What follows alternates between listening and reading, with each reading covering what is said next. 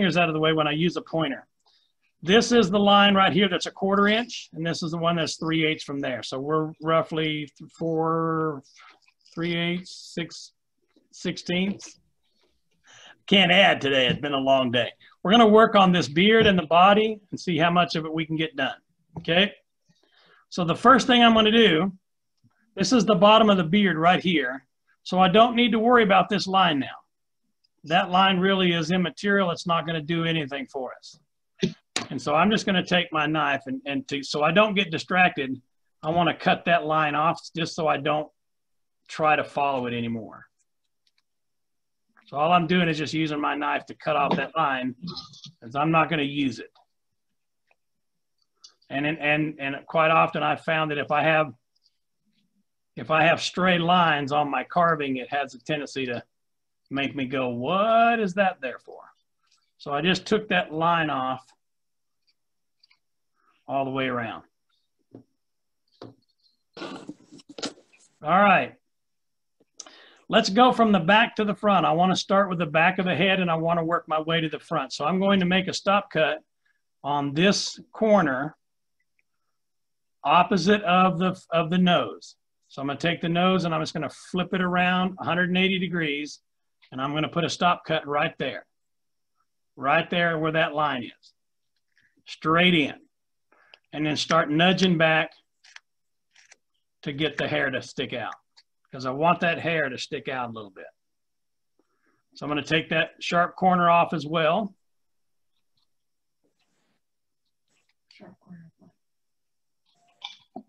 Sharp corner of the hair. So I'm rounding that corner.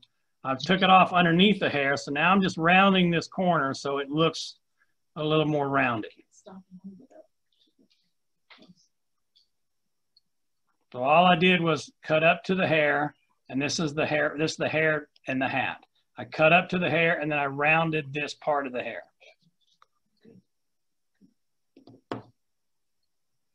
Okay, I'll give you a few seconds to do that.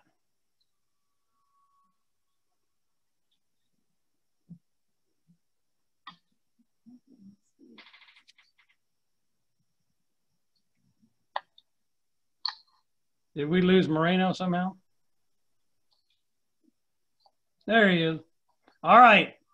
Now I'm going to do the same thing on both corners. So if I look at it from the back, this corner opposite of the back, this corner on the other side, and then if I flip that over, I'm going to work on these two corners right here of on the side of the face.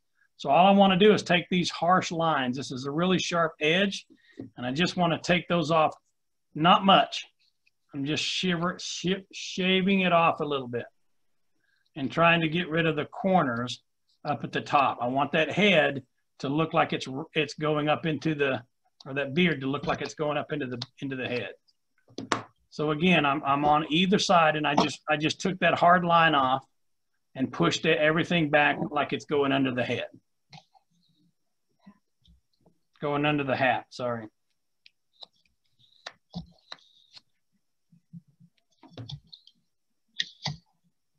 How's the lighting today? I got one of those halo lights and a mount for the camera. Is that, I can switch it from yellow to white to whatever color. Light's very good. It looks very good. Yeah, it's stable. It looks a very natural color too. Well, I'm going to ask you what you got because I want to get one. Okay, sounds good. Yeah. I'll show you at the end of the video. I'll show you the box. I just picked it up at Staples. It was really inexpensive. All right. So now here's what we're going to do. We started at the back of the body under the hair. And so now we're going to do the same thing. We're going to take a sliver. We're relieving the beard all the way around the back. And then we're going to take a little bit off the front as well. So where we've made this cut for the beard on both sides of the front and all the way up to the back to show where the head is. So now we're going to take some of this wood off underneath that cut. So here's the top of the head up here. We're going to take a little bit of this wood off under here, under this cut, under that cut on the front, under the other side on the face, and here as well. So all I'm going to do is start with a stop cut. You always start with a stop cut if you're working on something you don't want to remove. I'm just going to follow that groove all the way around the body. And I just want to make a shallow stop cut. I don't have to go very deep because we're not going to take a lot of wood off. But all around the beard and hair, the bottom of the beard and the hair, I want to make a stop cut in that groove that I've made. So try to stay right in the middle of that groove and go all the way around that with a stop cut. So I've made this stop cut all the way around. Here's the back of the head, all the way around. I did that stop cut around the beard in the front, beard in the back, and the hair. And so now I'm going to creep up to that hair. I don't need to take off much. And just follow that stop cut all the way around.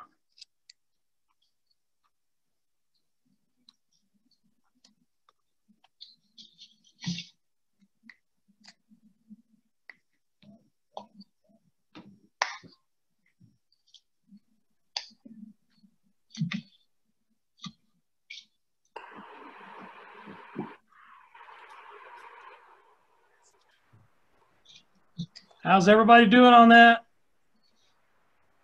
Okay. Okay.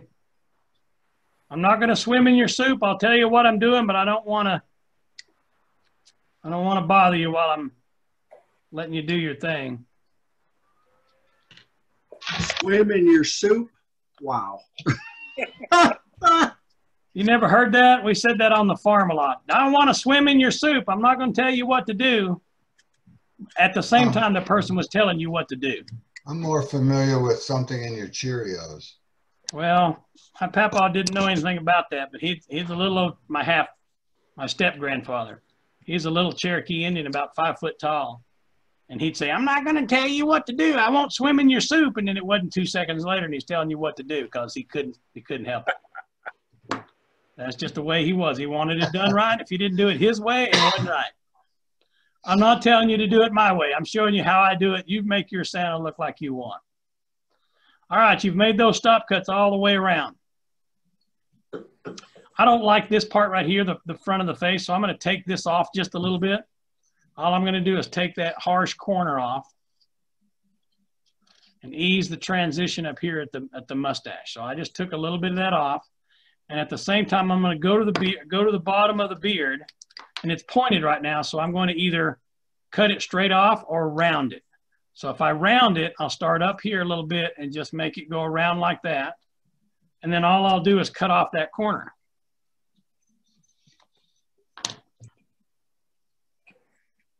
Cut off the corner, cut off the corner, cut off that corner. And it rounds that beard just a little bit at the bottom.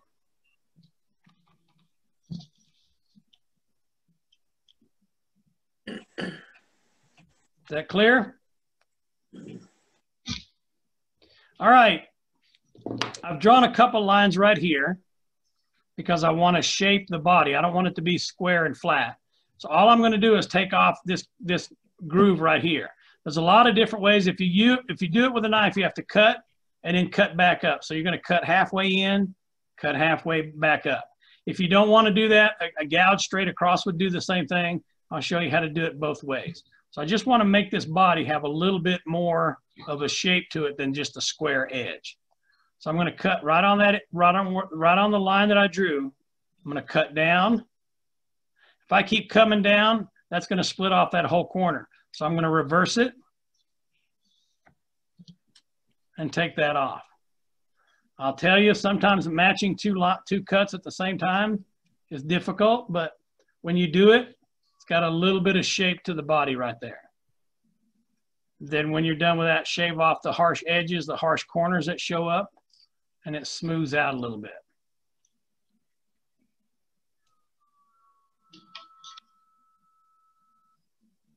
Okay, I'm going to do the same thing on the other side. Try to match it. Oh, I was going to use the gouge over there, wasn't I? So I would use a gouge like this. This is my OCC gouge. This tool comes with a real long handle, and I don't have real big hands, so I cut it down a little bit. But it's just this rounded gouge right here, big rounded gouge. And all I'm going to do is do the same thing, but now I'm just going to cut straight across that.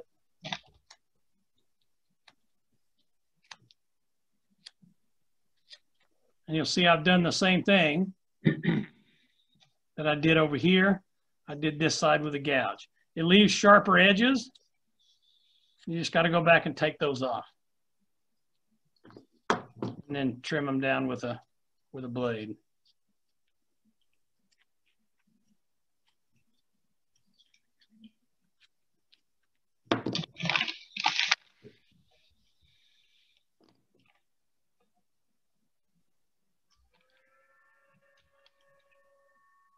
Okay, give you a minute or two to catch up with that. If you're caught up with that, just trying to take some of these harsh lines off and make them match wherever they are. Make cut lines match up.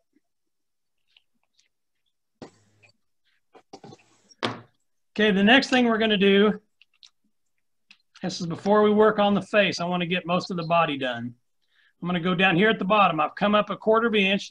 The measurement is really immaterial. This is if you imagine this is the robe. This is the bottom of the robe. And so Santa has a bottom, the white part at the bottom of the jacket or the pants. It also has a white part in the middle. So I'll show you how to do that. Anyway, I'm just going to draw around 1/4 inch roughly. And then when I get to the front, I want to bring that up here like this, like that robe comes up.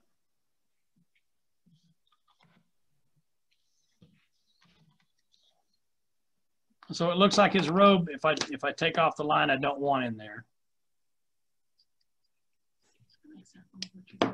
His robe is coming down like this and going out. So let me show you what that looks like. See how that robe comes out there? This is what it looks like in the finished part.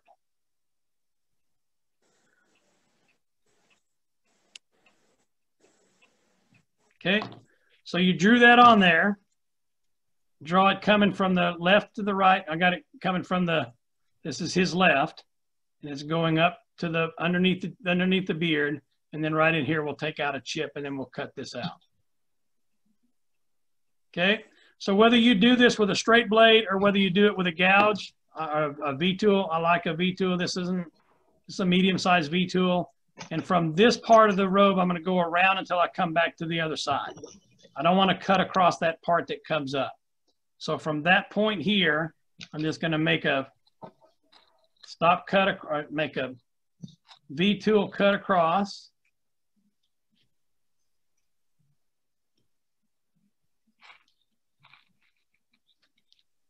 That sound of a metal tool going through wood, isn't that just a pleasant sound? I don't know about you, but I really enjoy that sound. So I've made the stop cut all the way around from the front of the robe all the way around, and I'll take these corners off. So there's some areas where I'm going to have to recurve that line in. And so now we're going to take the V-tool and cut these two lines right here. These two lines right here, 1, 2. I'm going to make this cut. I'm going to make that cut as well. Again, a V-tool, following the contour of the cut you've already made, come up to under the beard. Do the same thing on the other side of that little tuft of robe, and just come right around so that you're leaving room to carve that in. At this point now,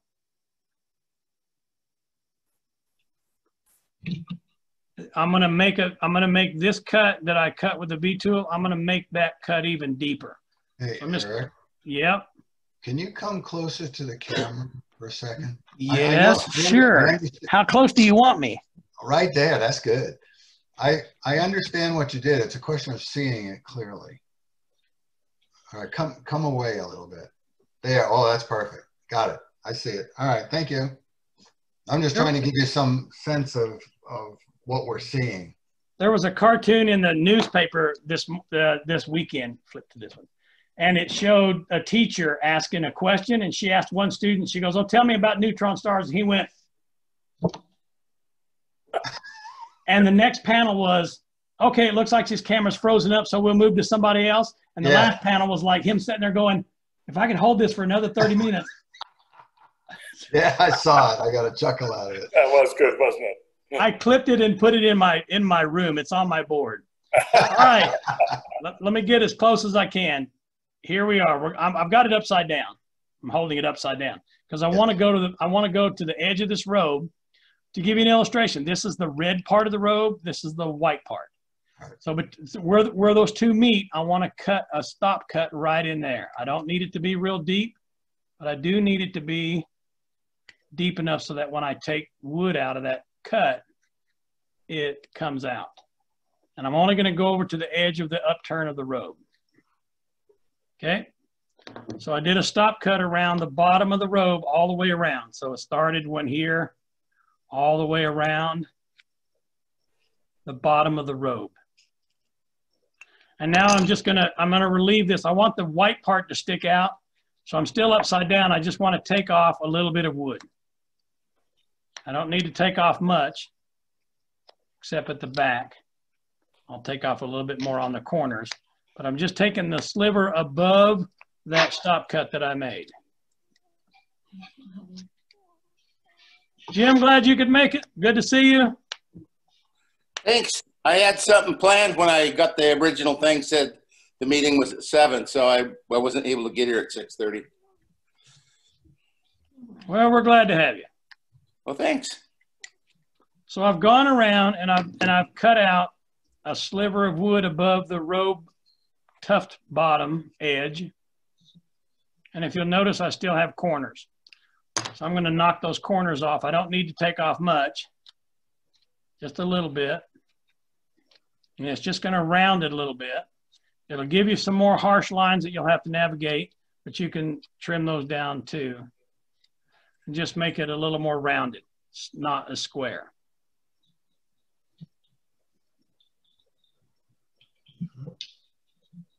Is that making sense? All right. Now, when we cut this groove out here and here on both sides of the bottom of the body, it makes the bottom stick out. So what I'm going to do is I want to trim a little bit of this bottom, but I want to trim the upper like it's going back into the body.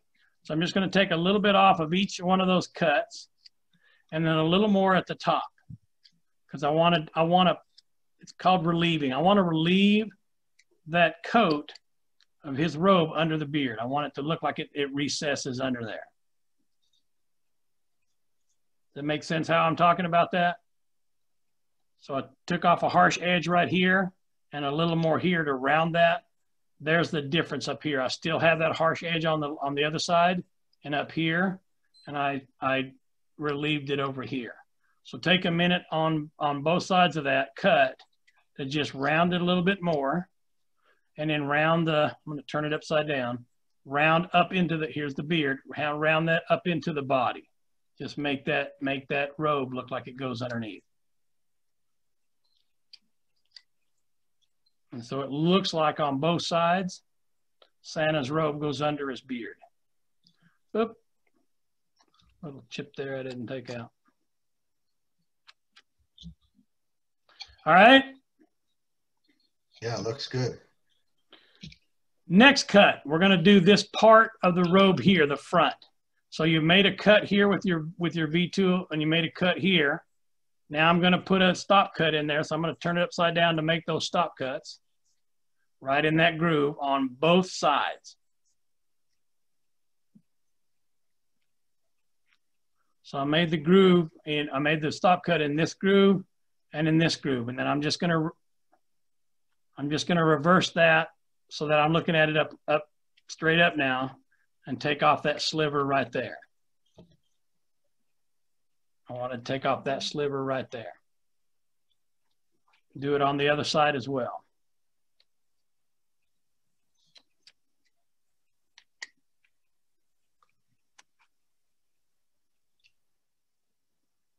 Okay. Now that robe comes down, this line connects to this line has to connect to the bottom of that. So I'm going to take that part right there. And what I wanted is I want to take a chip off right here in here. I want to take this chip out right here because it makes this part look like it goes under that one, and this one goes over it. So it's a real simple cut. I'm going to follow that line right there. Everybody see that line? I'll get my thumb out of the way. Follow that line right there, and then come to it at an angle so that I take off just that chip. Just that little triangle chip right there.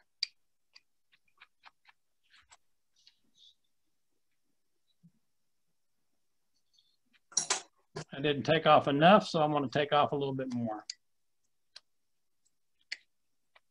And I've got black lines all over that, so I'm going to take those off.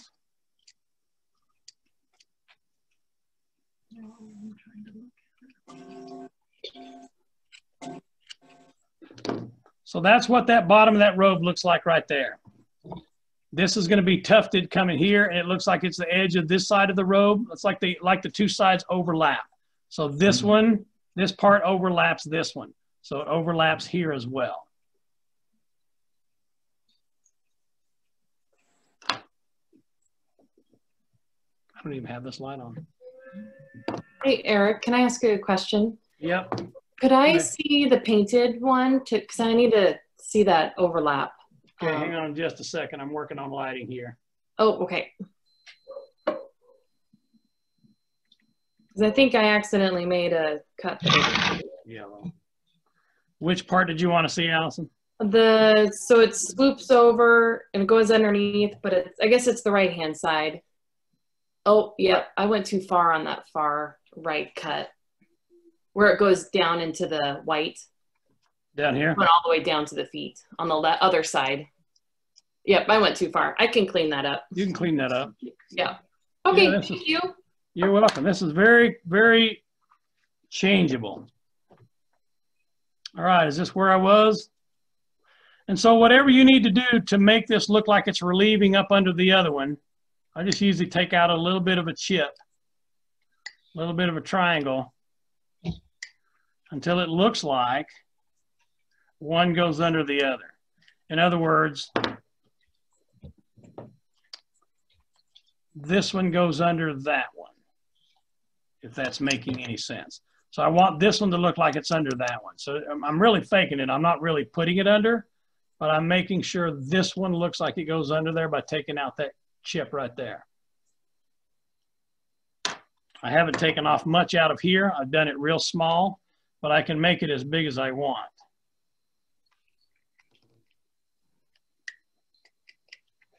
Now it just looks like that one is tucked up under that other one. I'm going to take off the lines I drew on there because they're distracting from what I want to look.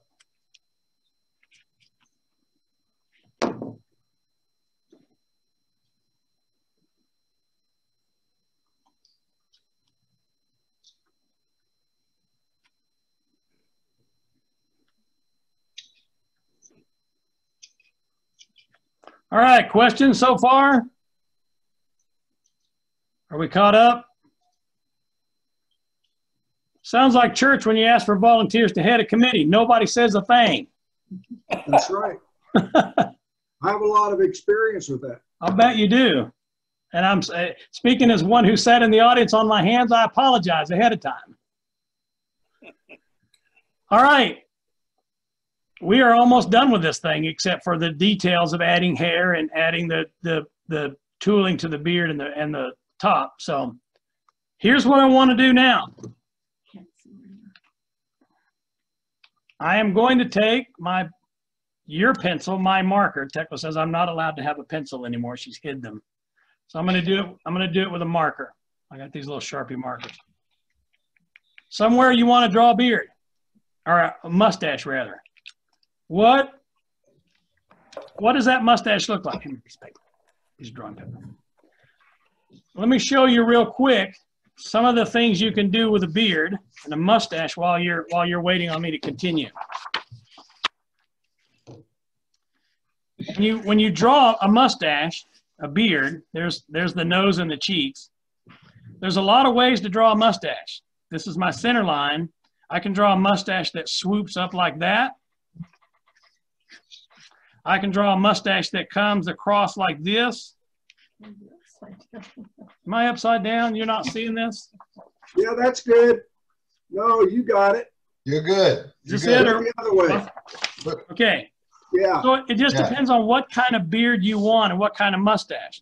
So if I was to drawing the nose, and here's his beard, here's the edges of his beard coming up, I have to decide whether I want him smiling, goofy, grimacing, what that looks like. And so most of mine, I try to make them smile. They don't always come out that way. But I understand that beards, mustaches don't really come out halfway up the nose like this. They actually come out some over here, but we fake it with caricature. And so if I look at my mustache, here's the bottom of the nose. If I look at my mustache, it's kind of curving up this way. The question is, what do I do with it? Is the bottom of the mouth going to be straight across? And are you going to put a mouth in there? I don't know whether that's important to you, but if you want to put a mouth in there, ho, ho, ho, Santa, ho, ho, ho. So your mustache is going to do something like this. What you do at the end of it is entirely up to you. The other way to do it is if you have the mouth coming over here, right over, flat over, and then it dips down this way. Now you've got a little more room to play around with. And depending on what you do with eyes and the crinkling of the nose, that can look like he's really smiling. So what I'm trying to do, what I'm trying to say is, what you do next on your mustache is entirely your choice. So what you're going to put here as a mustache is infinitely customizable. You want him smiling, you want him growling, you want him ho-ho, it's up to you. I'm just going to draw a line here, roughly about where the mouth would be under a mustache, and just curl it like that. He's not really smiling, but it kind of looks like it. And then bring this around to kind of match. Hey, Harry. Yay. Because I've been preparing for the painting class, I have some that have 3 different kinds of mustaches so far. Okay. Would you like for me to show them? Yeah, go ahead. All right.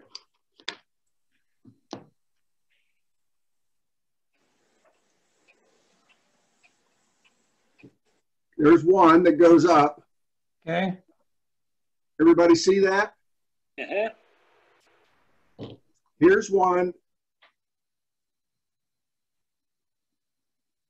It's kind of smiley. And I've decided that this one looks a little more sinister.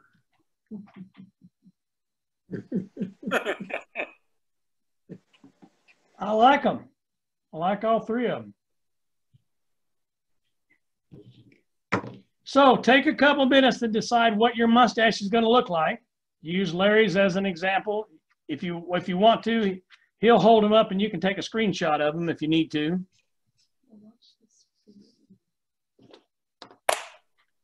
Or watch the video later, but I'm gonna go with the one I drew in right here. All right.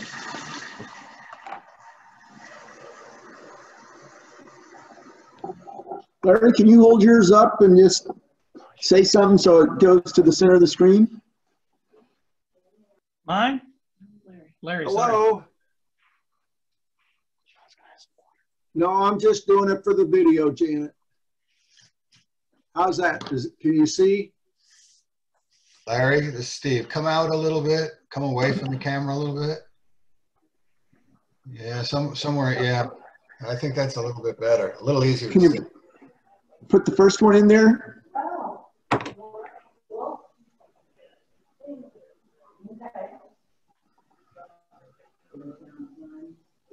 Then speak. Say something, Larry. There you go. I'll start talking. How's that?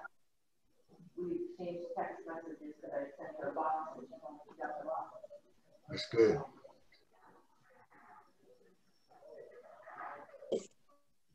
Does that help? Yeah. Are you done? Yep.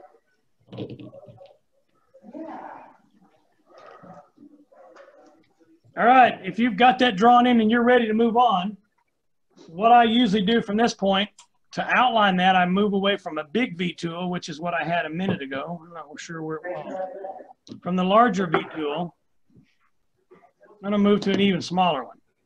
So this one isn't very big, and I'm just going to follow my lines. And so I've got a line at the top on both sides, and I got a line at the bottom. And because they're not matching perfectly, I'm going to try to make them match when I cut them. So I'm just going to follow those lines with my V tool. Now, because I can see now where this one's cut, even though my line over here is drawn incorrectly or a little bit off, I can try to make them match. Close. But here's the thing. Not everything has to be exactly symmetrical. We are doing caricatures, and even if we weren't, not everything is exactly symmetrical. Because I challenge you, look at your coworkers during the day. Rarely will you see both of their eyes exactly looking at exactly the same point and open the exact same amount with the same amount of wrinkles around it. And so I heard something that reminded me a little bit earlier in my life. One of my old mentors used to say, perfection is the, what was it? Perfection is the bane of completion, or something like that. I can't remember what it was. If all we're doing is trying to get perfect, then we're never going to get there, because everything is going to look not quite so much. And so just because these things aren't matched millimeter by millimeter doesn't mean I can't use it, and doesn't mean I can't make it work. So I cut the top. Now I'm going to cut the sides as well, trying to match them again. It doesn't matter if it's perfect. It matters that it looks good. And so it's hard to see because I've got black lines everywhere, but I've cut in that beard. And now what I usually do is cut in the top parts of them. So I'm going to do the top part here and here, and then I'm going to do the bottom. So I'm going to turn it upside down, stop cutting the top groove right there, and just take off a little bit of sliver. I just want to relieve it, make it stick out a little bit more than the hair underneath it. Not sure if you can see that very well depending on the lighting, but I just made that mustache separate from the rest of the beard around it. That's real good. You can see that? Yeah, in terms of the view, yeah, it's excellent. Okay. Well, I thought you were complimenting my carving. I was going to say thank you. Well, no, it goes without saying. It's close to perfect. Close to perfect. Well, perfection is the bane of. I can't remember what those words are. I'll get them to you. Okay. We'll do the other side. Eric. Yes. There was a fellow, as you well know, Dave Dunham, who always said symmetry is the sign of a sick mind. Yeah. And that's what he was doing when he was doing caricature. So this is kind of what my new mustache is going to look like. Can you see it? Yes, very well. And nice. See where I've been able to make his mouth, and that makes him look a little happier now when I give him a smile on his mouth. There you go. Mm-hmm. I lost symmetry a long time ago, so. Hey, so did Marty. I don't have the same numbers that I started with. Anyway, little carving humor there. Eric, Eric, we can join it. We can make a club within a club. Yeah. Those who have their left middle fingers cut. Yeah, we're a sad sack, aren't we? So I've got the stop cuts on the top. I want to do them on the bottom as well. So I usually turn it upside down. It's easier for me that way. Stop cutting those grooves. And then come back and just take a little bit of that off. I don't need much. I'm working on a little piece of wood.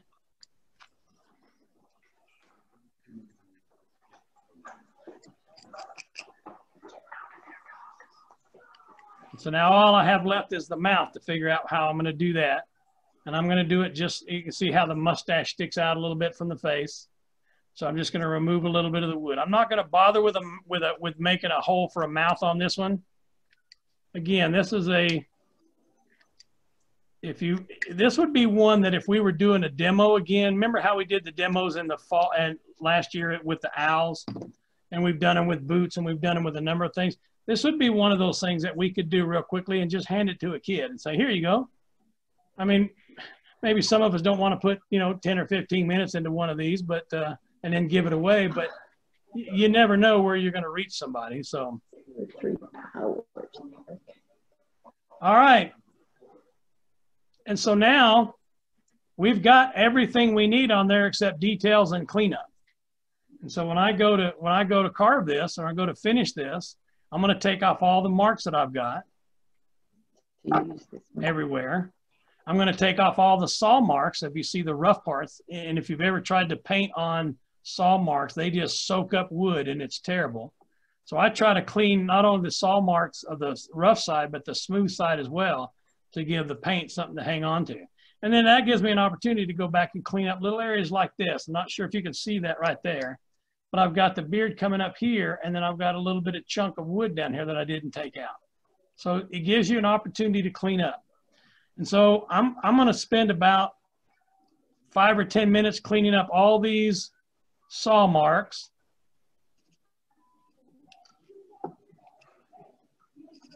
And just clean that up. And we'll go on with the details here in just a little bit. So I'll give you about 5 minutes to clean up whatever marks you've got written on your piece you want to take off.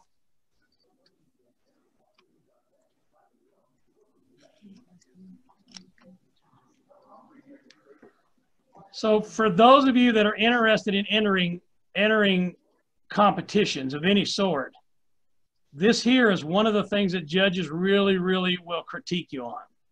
They're looking for, looking for finish. Finish is one of the criteria as a judge we're looking for. How did you finish? Did you finish by just slopping some paint on it just to cover it? Okay, that's okay in the beginner category. But when you're moving up into, you want to be into the intermediate, you want to be into the open, judges are always looking, because the combs, the teeth of the combs get finer the farther up you go in the categories. And so while something may be ignored or glossed over as a beginner, as an intermediate, they're a little bit harsher. And so one of the things they're looking for are all the little fuzzies and all the little pieces where you didn't carve out the wood from the saw marks. And I have been guilty of that, where I didn't do it and got dinged. And I have been judged where that was one of the things that we agreed as judges we were going to look for. We're going to look for fit and finish, because in reality, judging should be, while not exactly, it should at least follow some kinds of norms. And so if one judge ignores on the intermediate and the open, if one judge ignores all the saw marks that are there, it's hard to ding another carver for that somewhere else. And so I'm always going to be consistent on that. For me, when I see a carving, and I belong to a number of carving groups on Facebook and YouTube, I always want to tell people to clean that up, clean that up, clean that up. A lot of newbies will say, what do you think? And there are a certain number of people that'll just tell them, hey, straight up, this is the way it is. Other people are a little more tactful. And so you just want to tell them, clean it up. Whatever that is you're carving, clean it up. It doesn't take a lot more time to do that. And if you really don't want to sit here and do what Jerry Arnell from School of Fine Art says, piddle, play, and putter, there are other ways to do that, and I can address that a little bit later. But just in the few minutes we've been around, I took off all the saw marks here, saw marks here, saw marks here, and saw marks here. Actually, I didn't take saw marks off because they're so fine. I'll just come down here and just skin it. I'm just taking the outer little bit of skin off of it. Same thing with the hair.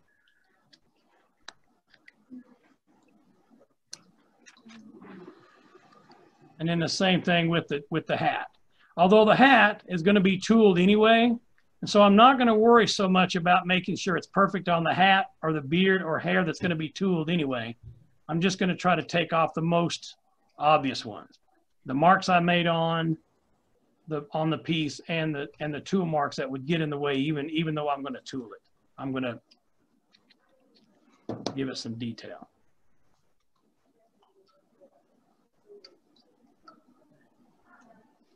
Eric?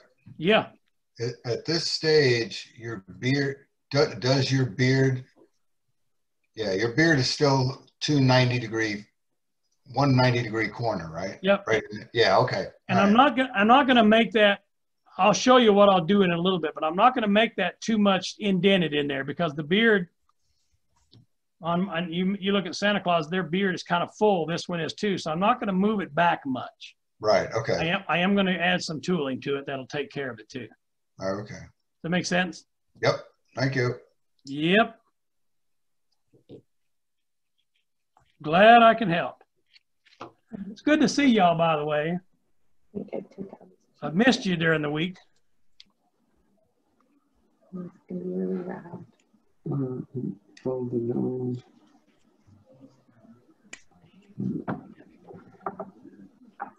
Yeah, when you do that, you want to hold it and go like this. Right, you cut and then come back in and take the little sliver out. You did pretty good over here. It's just to follow that nose shape. Yeah, I already got a cut. Yeah. So then come and turn it over and take from the other way out. So, It's always nice to hear another carver, how they think when they're carving too. I enjoy it. Dave, how's everything going?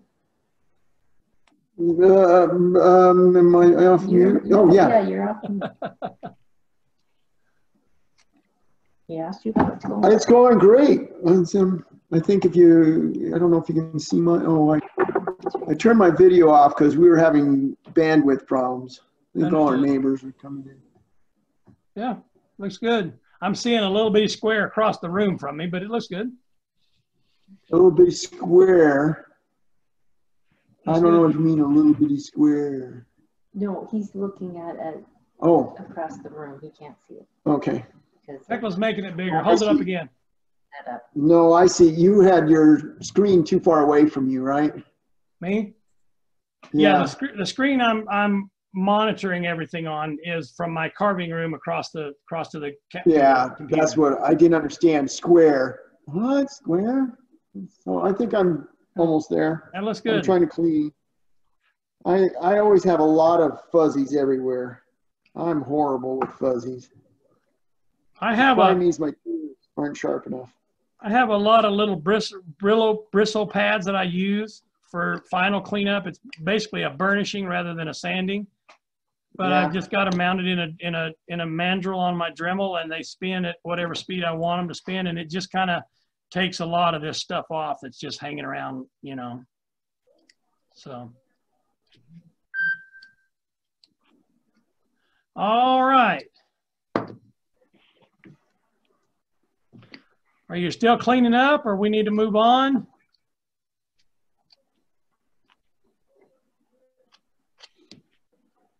You got to talk to me. I'm ready. Well, I guess you don't. You got to give me some kind of response, though. Looking good. I'm ready to go. Jim's Hi, guys. I'm ready. Are you leaving, Jim? Yeah, it's Sue's birthday tonight. All the girls are here for a party, and we're going to go see the Christmas lights. Yay! Over in Caldwell? You going over to Caldwell? No, we're not going that far. That's the other side of the world. You know, ran all them Canyon County COVIDites, right? Take care, guys. Good to see you. Hey, Jim. All right, most of what I'm going to do from this point, I'm going to do with a little gouge. I say a little gouge. It's not real big. It's not real small. It's probably a number 9. And it's probably, I want to say, a 1/4 inch.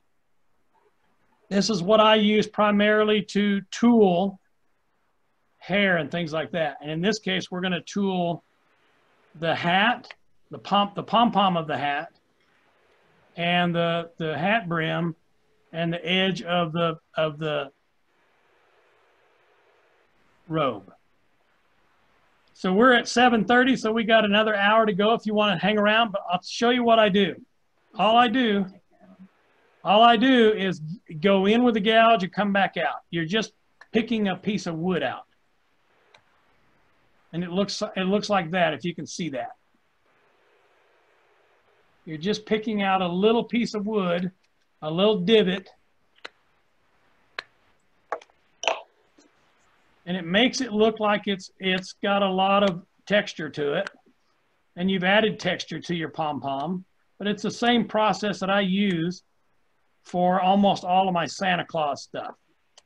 Now, I've seen a lot of other carvers where they'll use a V-tool, and others where they just do a little bit of this and they make them longer and more longer and deeper. But for me, on something this small, I'm just going to pick it and I'm just going to vary the depth and I'm going to vary the direction. So some of them might go sideways, some of them might go up, and some of them might go down.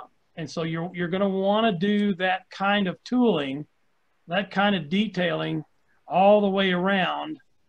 Again, if you're worried about judges or you're worried about a critic of any sort, somebody you sell it to, somebody you give it to, you want to make sure they don't have anything to pick apart. But you can see that in just a few seconds, we've tooled that pom-pom.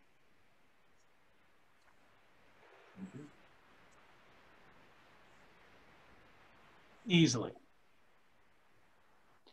Now we're going to do the same process. Should I give you a minute or two to do that? I'll wet my whistle. Yeah, give me a minute. Will do. Give me a moment to get a drink.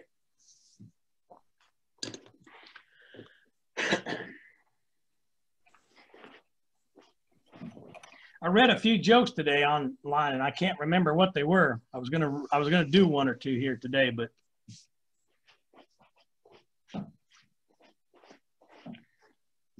I got a bluegrass joke if you want to hear it. Sure, let us know. What's the difference between a violin and a fiddle? Ownership. A violin uses strings, and a fiddle uses strings. I heard a 13-year-old kid say that the other day online. That sounds like hillbilly humor. Yeah, well. All right. So they're behind. I know. Tech keeps moving her head, and I keep seeing the score. I'm not sure I really want to see the score of the Raiders game. So switch me back. Here's what we're going to do now. We've tooled the pom-pom. So now we're going to tool around the head. So here's what I'm going to do. I don't have a pencil, so I'm going to draw with my pen. When I tool the hat, I want to tool up at the top. And in other words, I want to go up here, and then I want to go down here. And then I'll go across in the middle. So it'll look like, if you can, I'll try to get as close as I can on these cuts.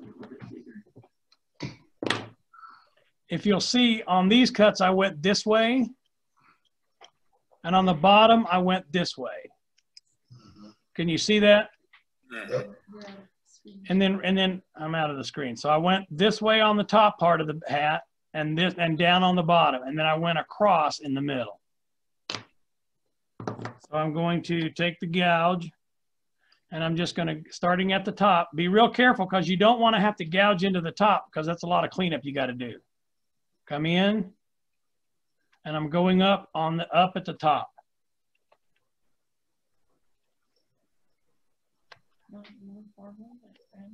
Doesn't have to be perfect symmetrically, doesn't have to be uniform, but you also don't want great big ones on one side and little ones on the other.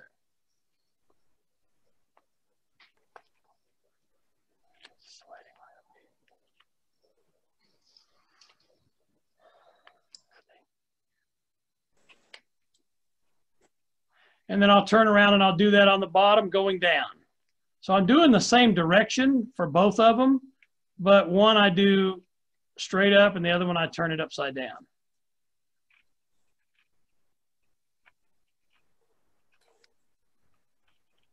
So if you don't gouge into what's below or what's above it, then you'll have to come back with your knife and cut all those little curly cues off of there.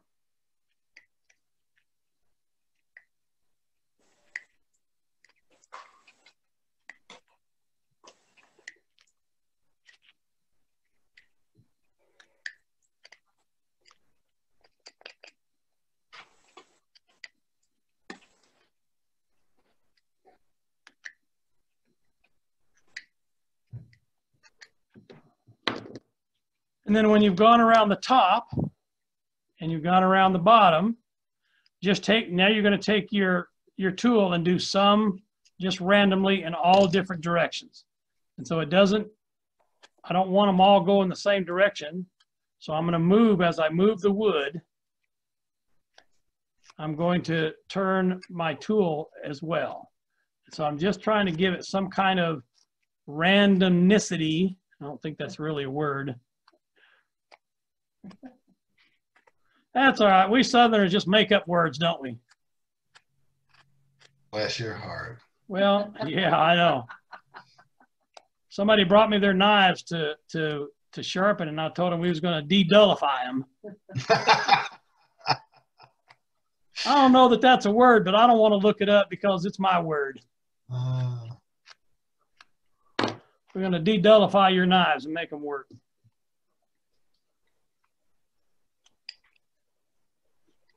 I worked with a guy who wanted to make something more abrasive. And so he would give things more gription.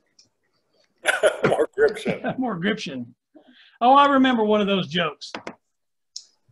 For 100 years, this male statue and a female statue in a park were staring at each other because they directed these statues to look at each other.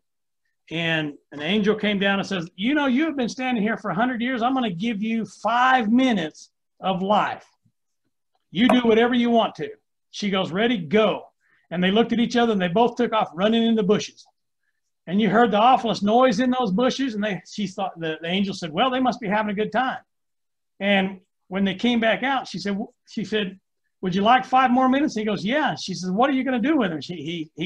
And the male statue says, well, for 5 minutes, we held down a pigeon and she pooped on his head. Now it's my turn.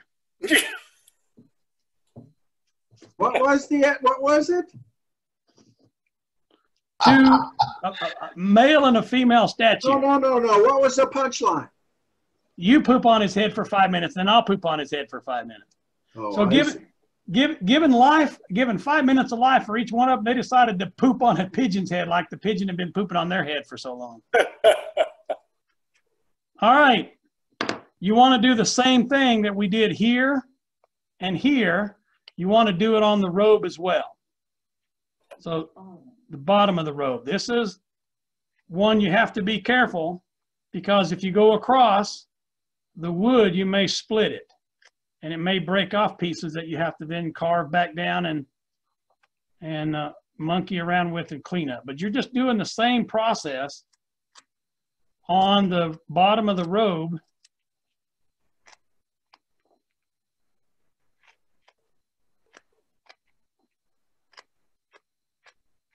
Again, remember to be random. I mean, you could be completely the same all the way around. I just like to make them a little bit round, a little bit random. All that randomicity that we need to add to it. Make sure you don't lose the gription on your tools either. Yeah.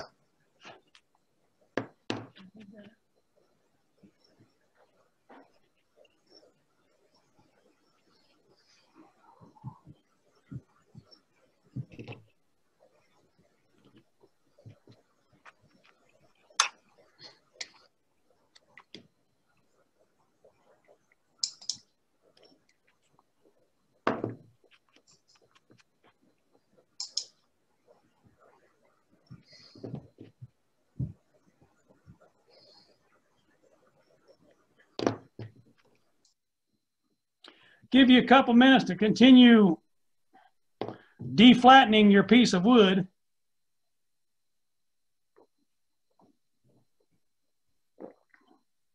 And add as much detail as you want to it. I'm going to use my expensive deburring tool. This is a little $1.99 plumbing tool. It's got a real stiff brush to it, and I use it to just scrub the carving, because a lot of those little things that just stick off sometimes would just come right off with this thing. It just makes it a little bit easier to be able to see what you're doing. So this is where I'm at.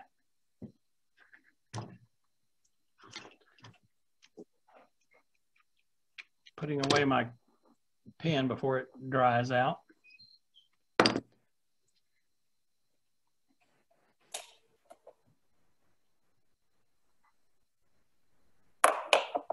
If anybody needs a screenshot, I'll stop and pause for a minute.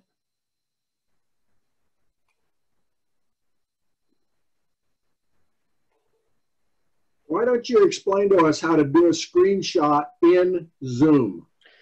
So the easiest way to do it is use the snipping tool. Most of your programs should have a snipping tool, and it looks like a pair of scissors with a circle around it.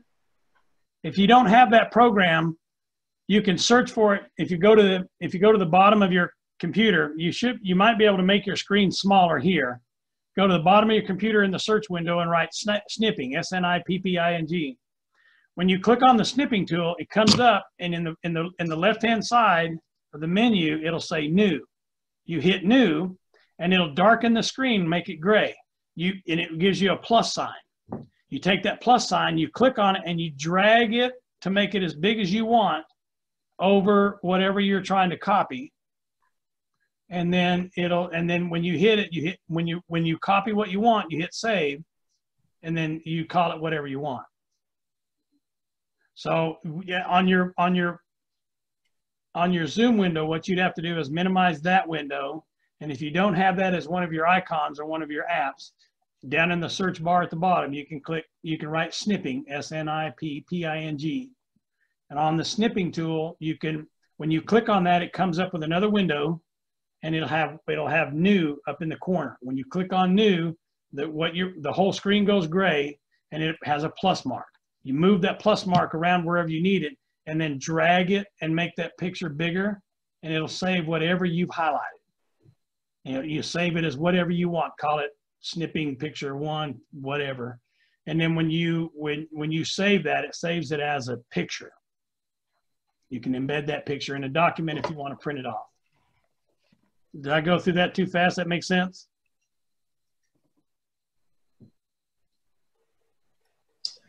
I think I killed him.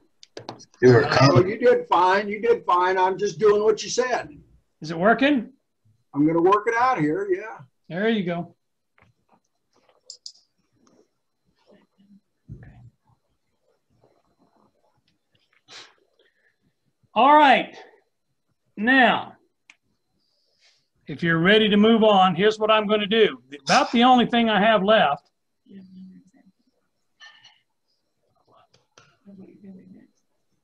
No. So I've carved all of these different ones, all different faces like Larry had, just different beards, different faces, kind of different shapes. But now what we're going to do is just add some hair and beard. And again, I'm going to use my pen instead of my pencil. Excuse me, Eric. Yeah. Are you finished with the nose? I am. Do you need me to go back and explain what I did? Yeah, I just need a good close look at it. Because on these small ones, Tony, I don't do a whole lot of detail to the nose. I often don't worry about nostrils or anything like that. But the nose, let me see if I can get those close. The nose, I'm just going to round. Understanding that in reality, your nose is a triangle. It has a point up here where the bridge of the nose is. It has a triangle out to the wing. over to the other wing and come back up. I say triangle as in that's the closest shape you can get to it. Kathy could probably correct me on all the geometry terms on it, but it's really just a triangle on the nose. From the bridge of the nose out to the nares and then straight over.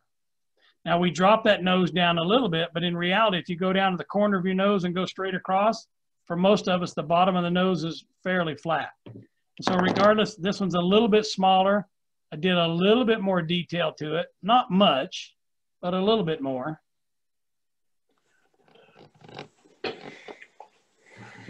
And then this one, it really only has a couple cuts. One or two down here, one here, and one here once I outline it. Tony, is that helping at all? Hey. Yeah, that helped. Here's another one I have. No, I just did the snipper. You found it? Worked just fine. Cool. I'm glad I could help somebody. Well, what it told me to do is to go down in my search bar under my, under my search engine thing there, and it was already in my machine. Right. So, yeah, it's already there. Hey, when I push Snipping Tool, I get a pop-up that says try snip and sketch, and I can't get rid of that. Oh, did you go up in the upper left-hand corner and do new? New? No. No. That's So excellent. That's Tony, excellent. on this one, I haven't done a whole lot to this nose at all. In fact, it's really, I didn't cut in here. This one looks just like a block. I haven't cut into that one at all. Can you see that one? Yeah. Do you save that, snip that? How do you save that? Go to File.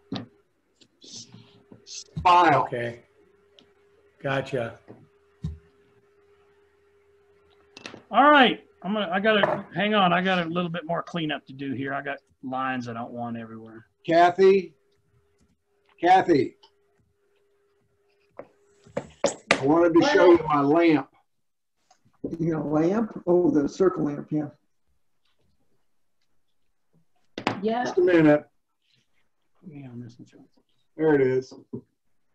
Where'd you get yours? I got mine at Best Buy, and it has a place to put the camera right here. Okay. Yeah. And it works real good.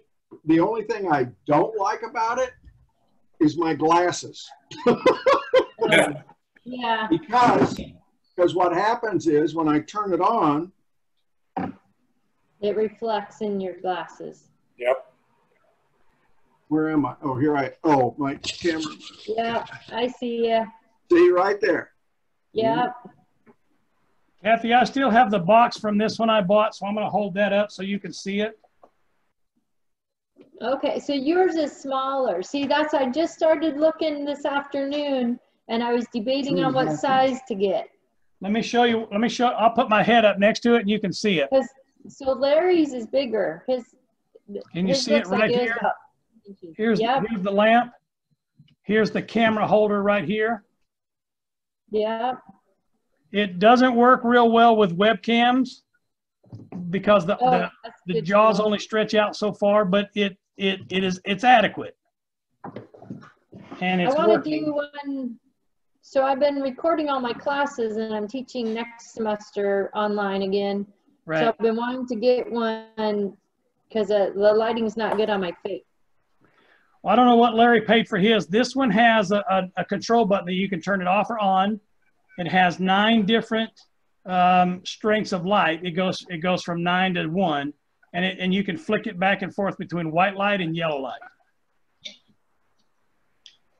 Yep, that's what mine does, and I'm gonna bet it was made by the same company, Sun something or other, Eric.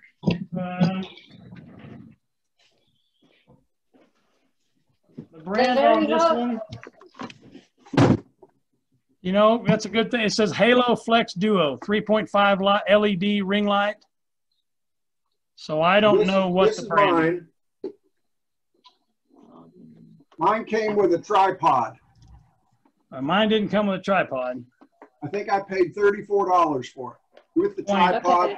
20 for this one. Okay. Okay, thank you. You're welcome. Here we are back to carving. So I'm back to the guy I'm working on. I want to just make some marks. How do you want that beard to flow? You've got to decide whether it's going to flow straight down, or are you going to flow the beard out like this? Are you going to go straight down? Are you going to curly Q? What are you going to do? Same thing on the back of the hair. Are you going to come straight down? You're going to curly Q, whatever you want. I'll show you how to do both of them. So from here out, I just use a V-tool. This one's a mid-size range V-tool. And I'm just going to make cuts. So I start at the back with the hair. What I want to do is I want to swoop the hair. I don't want it to be straight down. I want to swoop. So I'm going to start out and go in and go deeper. And so my shavings get bigger the closer I get to the head. You have to be careful, because you do not want to slam into that work that you just did on all the tooling. So all I'm doing is just going in and making the hair stick out like that.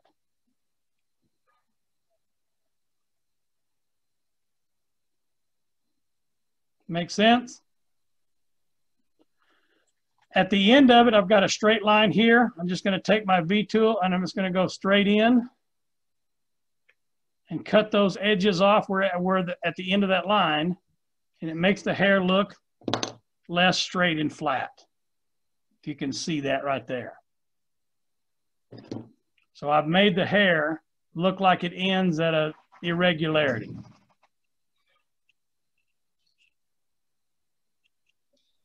Okay. So if you want to just follow that along, just do the same thing as you go. If you want to get real creative with it, start big and put in a few big lines and then come back with a smaller one. So I would use this one and then come back with a smaller V-tool. And now I'm just going to pick at it. Instead of making long straight lines, I'm going to make short lines. I'm just going in and coming back out like I did with the gouge. And what that does is it adds a little bit more of the hair, because very few people have really straight hair and where it lays exactly straight with no wave, no flow to it. Adding this little part right here with your V-tool gives you just that more little bit of detail that you can add to it that makes it not look long and straight like this one, but it looks like it waves around in here with this one. And this one, you want to go different ways. I want to go this way and then that way and then long. But if I wanted them to be wavy, I'd start one direction, curve and come back and make a curve like that, if you can see that. So I'll go one way, come back to the other, and I've got a little bit of stuff sticking out of there. But I've got some curve there to that hair.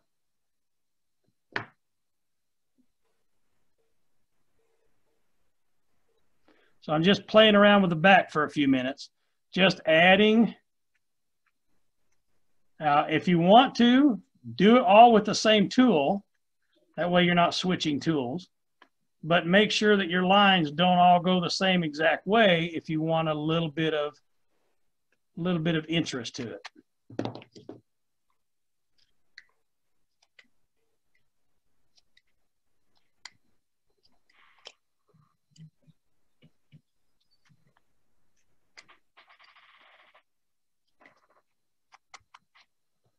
So this is an area where you could certainly piddle, play, and putter all night long. At 7:51, we got about 40 minutes left. I mean, we have as much time as we want to. I can extend the meeting as long as I need to. Now let's work on the beard. Now you've got to know flow, because if you make beard hair flow wrong, especially up around the face, everybody knows it's wrong. So when you look at a man's face, we don't have sideburns. These are the cheeks right here, and this is the hair. It's basically going to flow like this. And then from the beard, you decide what it does after that. And so first thing I'm going to do is take my small gouge, smallest, that's not the smallest one I've got, but it's close. Not a gouge, V-tool. And I just want to follow those lines, and I'm not trying to follow them straight. I'm going to pick them.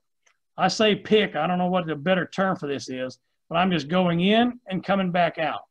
I'm rocking my tool, make an indentation, and then rock it back out. It's going to be messy because you leave a lot of pieces hanging in there that don't get completely cut off, but it's also more random. It gives you a little more randomnicity to your carving. I'm going to patent that word so nobody else can use it but me. Randomnicity. I don't think you're going to have to worry about others using your word. If they do, I'm going to send them the Griptionator. All right. So I'm going to follow that all the way around to the hair to make them kind of come together. So you can see how the hair and the beard flow together. If you want to, you can separate the two, but you don't have to. Is that close? It's your carving. Is that close enough, or is it not far enough? No, that's good. Good Yeah. visually. Same thing on the other side. I'm just going to pick at it and just add some variety, some texture.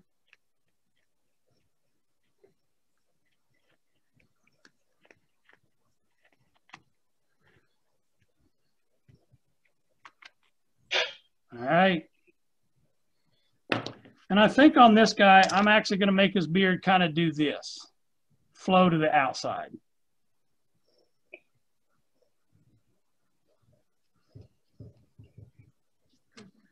Just because, why not?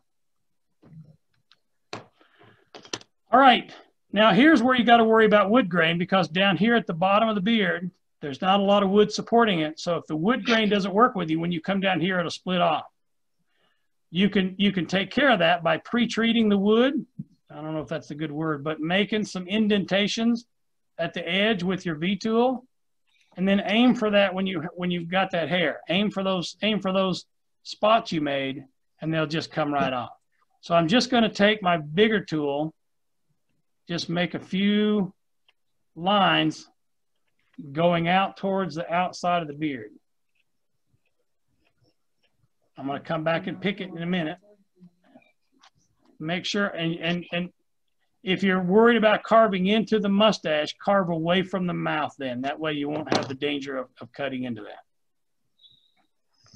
So a lot of my black lines are left, so I'm going to take my littler tool, and I'm just going to pick them again. I'm just going to randomly make some random cuts. I'm looking for another word besides random, but it's the end of the day and couldn't think of it. Sporadic. Sporadic. Not quite symmetrical.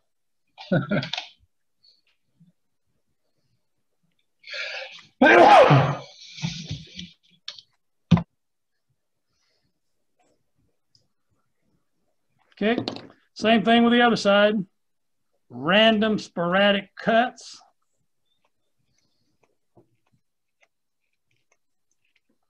Sorry, I didn't mean to get off the screen there while I was doing this.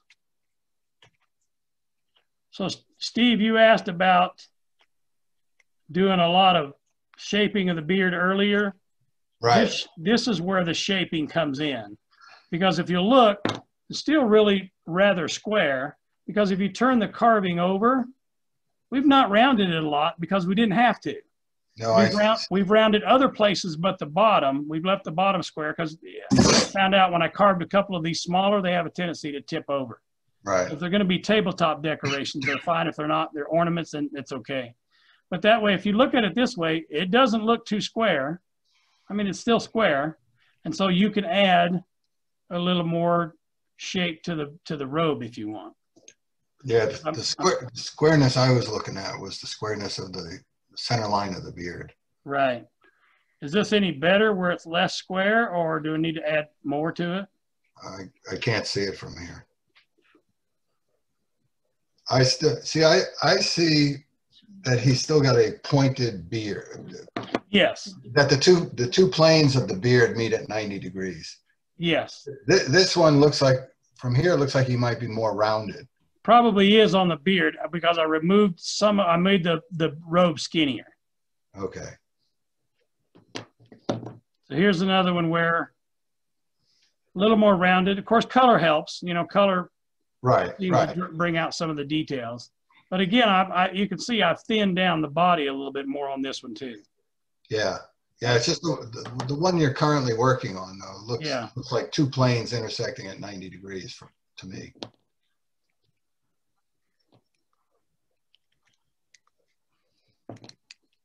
Well, trim him up a little bit there. Well, there you go, you know. Normally when I try playing with those things, I try to round it over first before I put the hair in. Right. But, you know. Yeah, you still get to the same end either way. Yes, absolutely. Again, when I teach carving, I don't teach you have to do it this way. I teach this is the way I do it. If you want to do it another way, we'll talk about it. I'll help you if you want to.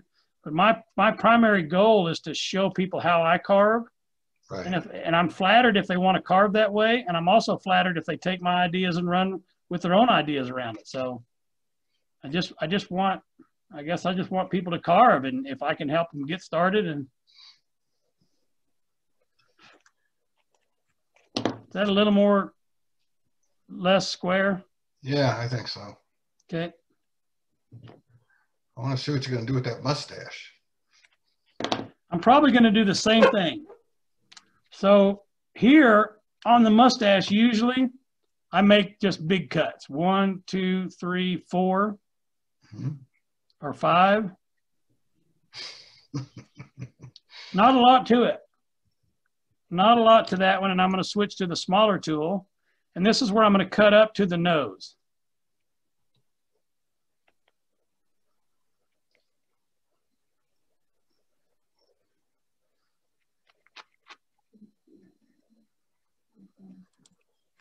Get my thumb out of the way there. So I'm just going to curve and curl up to the nose.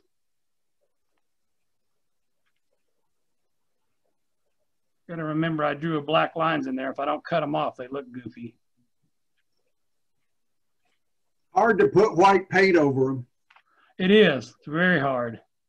You got to go completely 1 drop of white for 10 drops of 1 drop of water for 10 drops of paint. How's that mustache look there? Yeah, it looks good. It works? Yeah. Again, because these guys are so small, I'm not going to worry about putting in nostrils and shaping the nose a whole lot. You can see it's a nose. You can see it's a Santa. Yeah. It's an impression. And so now I'm just going to round a little bit off the back just to try to fake not being square. It is because, you know, you don't have a lot of wood to work with on this one. And so I'm just going to, I'm going to de-squarify him and make him not quite so square. That's called roundification. Roundification.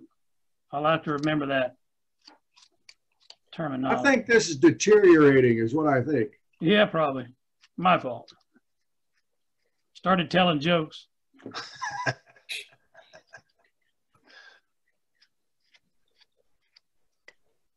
I thought it was coming to a carving session, and it turns out to be a neologism session. Can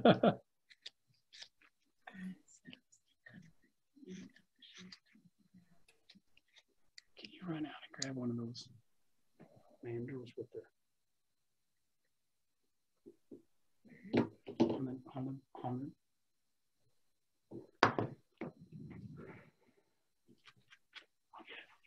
Okay, Eric, while things are quiet, Yay.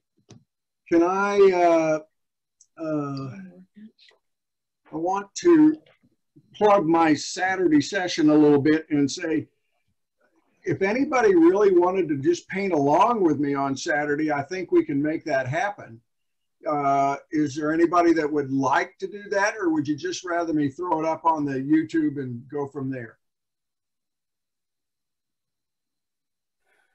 Okay. I'll throw my 2 cents in. What the heck? I have found this and the practice one we did last week. I find these really useful. And I told Eric on the phone the other day about it, because I can see the detail compared to when we do it in like woodcraft. And you know, the instructor's over on one side, he's saying, I'm doing this. And all the people that are on the other side of the room, they can't really see it. And I found this to be very, very useful in terms of actually being able to see what the carver is doing. And I sort of expect the same thing would happen when we talk about painting. So there's my 2 cents. So would you be interested in chiming in on Saturday? Would you like to make it does anybody want to make it a Zoom meeting on Saturday, or do you just want Eric and I to do it and let me do it, and we'll throw it up on YouTube? You tell me. Do both. What time? Eric and I'm happy to do it whenever, but we've set up an 11 o'clock is what we've done. And I'm going to shoot for an hour is what I'm hoping for. We're pretty busy, so we're going to say we'll just look for the recording. I'm sorry, Kathy, I didn't hear that. We think we're too busy to guarantee we'll be there, so we're going to look for the recording. Okay, gotcha. Yeah, I'm not available either, so. Saturday's a pretty busy day. All right, why don't we just, Eric, you and I will just do it, and you will record it, and we'll send out a notice when it goes up. Sounds good. We can do that. Okay. So I'm primarily done with carving of my piece, and I'll show you that here. I've done with all but the minute details, the final last things that I would do. Here's what I do this to almost everything. Almost every carving I do, I finish it with a burnishing procedure. When I got into carving, I started carving before I joined the club, and I was doing things like Boy Scout bolo ties and walking sticks, things like that. And I always used to sand them because I wasn't well versed in all the cuts and techniques, and sanding hides a lot of the little guffaws and the gashes in there. What I found later, because caricature carvers say do not sand, do not sand, do not sand, which there are valid reasons for that. Whereas you carve realistic and they say sand, sand, sand, sand, sand. So it just depends on what you're doing. Here's what I do. I found a little thing called a mandrel. A mandrel is a little metal shaft that has a screw at the other end. I don't know if you can see that little screw there. But I cut these in 1 by 1 inch squares, maybe 1.5 by 1 inch, and I line up 3 of them on one of these mandrels. I spell them. This stuff is you want to call it Brillo pad, but the Brillo pads that you buy from the grocery store have chemicals in them, and it'll stain your wood.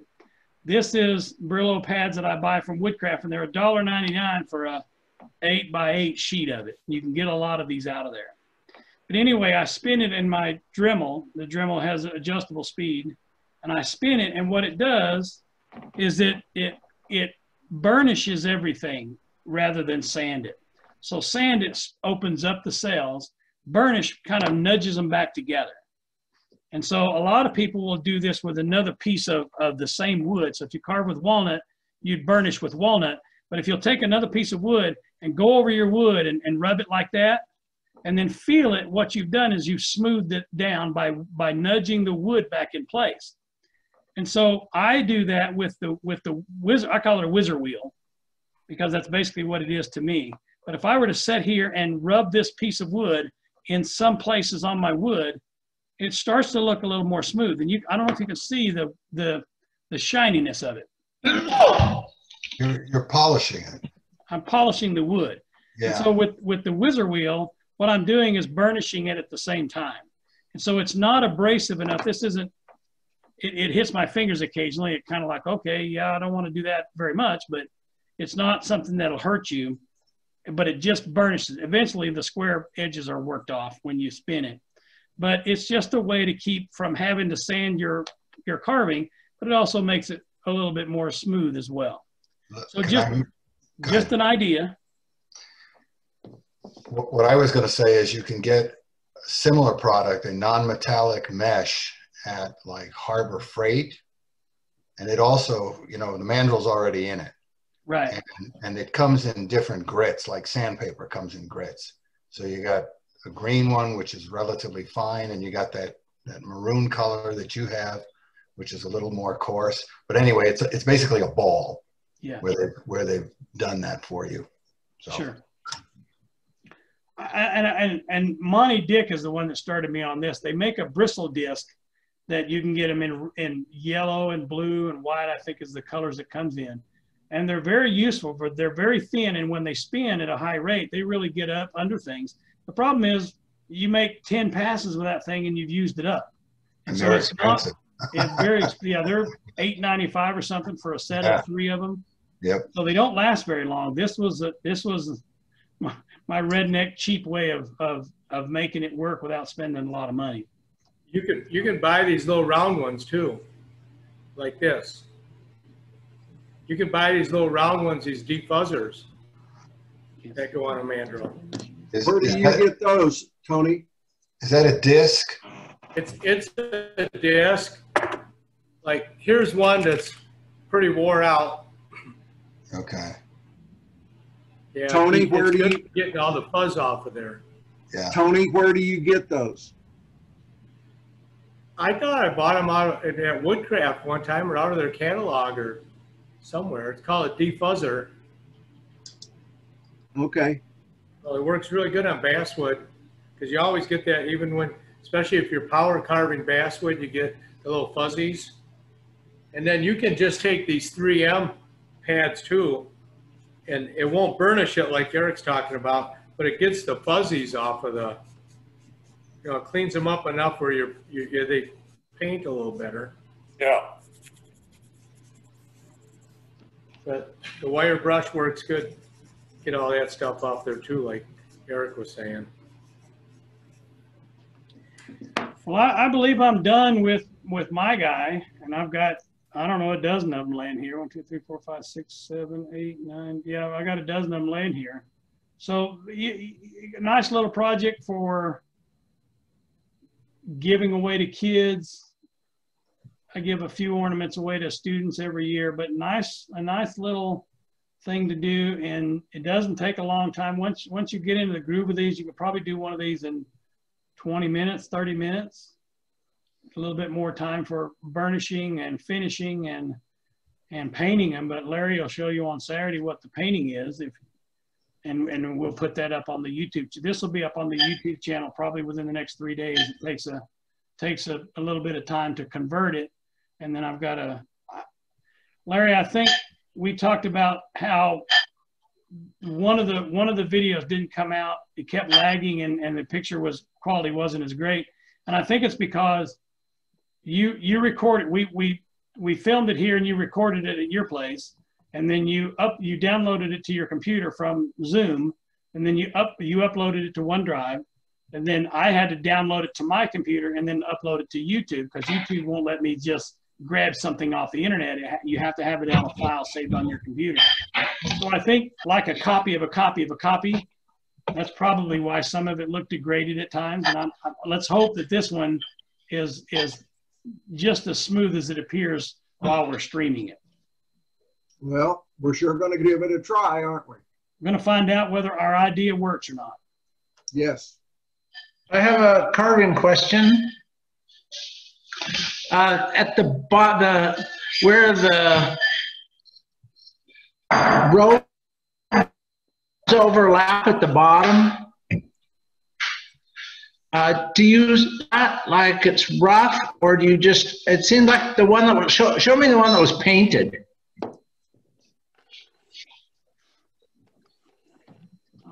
Here are the two So painted is it ones right here. stippled? Can you see them? I can't quite tell. That white piece that goes up to the beard, is that?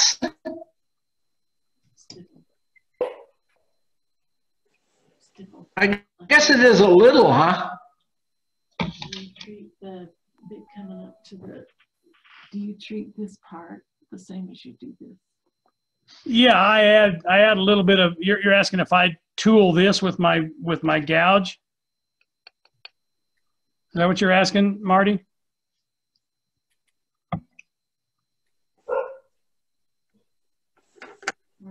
So Marty, if you're asking me if I tool this, I did tool that, and then when I go over, depending on how deeply I tool, when I go over with my burnishing wheel, then it takes some of the edges off. If that, I hope that's what you're asking. We lost your audio or your sound or something. So if that's what you're asking, yeah, it looks like the edges are knocked down on that because I didn't tool them very much, because I can either tool them across the grain or with the grain, and I don't want to split it. There's only a little bit of wood here. I don't want to split it up this way, and I don't want to split it that way. So I didn't make them very deep. Okay. Good. Other questions? Thank you very much, Eric. I gotta go. Talk to you on Saturday, if not before. Good seeing you. Mary, you got a minute? Me? Yeah. Yeah, sure. Go ahead. I want to show you what I was working on this week. Well, do it. Show me. I thought I'd try to do another California quail here. Maybe I'd get this one right. Hey, you can't show that. My wife will be all wanting to buy that thing. It'd be for sale. Don't tell her that. I got this side textured. Some of these feathers here I got textured. I don't know how well you can see with the light. But then I got a lot more to do yet. All right. Well, it looks about the right size. That's the right size for, yeah. It's just like the go by, so. All right. Anyway. Hey, good. Kept me out of trouble. Thank you very much. Yeah. So are we done? Are we going to sit back and carve? What are we going to do? I guess I'm leaving. I didn't know. Are we still talking? I think I'm ready to go. I'll be here. Since we're hosting, I'll be here until the last one's here. So if anybody wants to hang around and talk, we're all ears. Can you hear me? Talk to you later. Bye. Can you hear me now? Can you hear me now? Yeah. Yes, I hear you, Steve. You're gonna want to watch the Raiders come back here, aren't you? They just tied up 17-17, got an interception. Woo! I got it on behind me. I see it around behind Texas every once in a while when I'm looking. Steve, you're muted again. Eric, I've got a question if you got a minute. I got them. I got plenty of them. I didn't have any of that 4-inch material. All I had was a 3-inch. The 1 inch, this stuff here? Yes. And so I tried, I got some dimensions from, since I didn't have any wood last time, I was just watching your presentation, and I got some measurements from Doug, and I downsized them for the 3-inch load. Right. I got ahead of myself carving this thing, and so if I show you this, this is where I am. I thought the bottom part on that robe, I carved a dent in where the robe, where you trimmed off that thing for the bottom, but I don't know if you can see this or not, but this is the little piece that I had. Back up about an inch. Pardon? Back up just a little bit so I can see the whole picture. Can you see that? Yeah, there you go. This is what I tried to do this off without but I've learned a lot today just listening to you and what you were doing with the texturing and stuff on there. But I wound up putting a little bit of a face on this thing. I don't know if you could see that or not. Yeah. I see it. And I didn't know what to do in the back here, but I know now that I take this down behind the beard there, so the beard sticks out a little. And I'm going to try to do the robe thing with what's left on there, but There you go. this piece is really small because it's an inch bigger than yours. Yeah, you've got it. What'd you say, 1 by 1 by 3? Yes. So I actually started with a 1 by 1 by 6, and I don't know if you can see this with the light. Yeah, I see that. Yeah. So it's a 1 by 1 by 6, and I ended up with legs, and I don't know if you can see them, but I end up with elbows and arms. And I just didn't like him. It's a really skinny Santa, and to me, Santa is traditionally jolly and chubby. So this one's okay, but it wouldn't be one I would do a class on. It was just okay, see how it worked and try it out. You hold that closer to your face, away from the light. The light's kind of watching them all out. We'll switch cameras. Like, there you go. Yeah. All right. So that's what it is. 6 inch. You see a little bit of elbow sticking out right there. Robe around the bottom of his tunic. Yes. Got his little butt crack in there. I'm going to steal one from Larry's playbook and say there's probably a Santa out there somewhere that looks like that. He might. He might, especially with COVID. Nobody can overeat because, you know, you go to the grocery store and everything's gone. So, toilet paper was gone the other day. Buddy. Who over buys toilet paper? Hey, I got a story for you on toilet paper. My son has a commercial business, a small office that he operates, and he's got 2, you know, a male and a female restroom that have 3 or 4 stalls each. So the other day he says, "Hey Dad, do you need any toilet paper?" And I said, "Well, yeah, you know, you got a little or something, you know, a couple rolls, something." So his wife shows up and she opens the back of the pickup and here's a case of toilet paper. 96 rolls. I've been trying to take laxatives for days on end because I want to consume all this toilet paper. I think the city's going to send me a bill for clogging up their sewer system. Right. 96 rolls. Holy smokes. And they are available for $10 a piece. Send me some. I got a colonoscopy coming up. All right, I'll put you on my list. 96 rolls. Gee. Hey, I got something to show you guys. While you're all busy doing carving things like you're supposed to, some of us are delving into the dark side. And so this is something I made. My granddaughter is into horses. She just got her own little horse.